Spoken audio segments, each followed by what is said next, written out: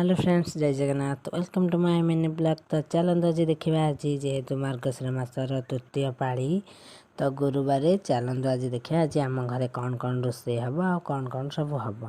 तो प्रथम देखूँ आमर झोटी सब पड़ जाइए।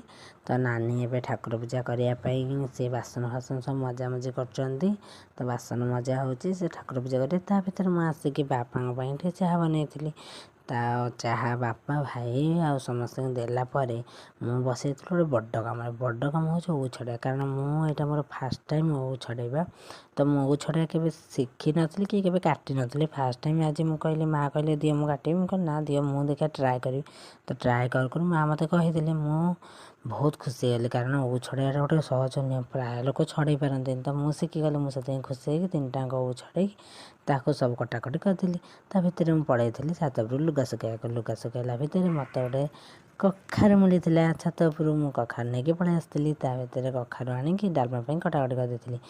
जो ओ को छड़ा होता सीझा सीझी करके छेचा छेची करके खटापाई रेडी करी।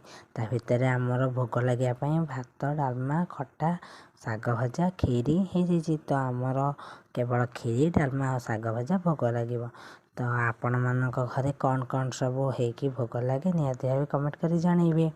तो देखु आम भोग कर सारूँ तापर आम घर जेहेतु कहीं नथिले समस्ते पलैले आम नानी मोर खाइदेलु।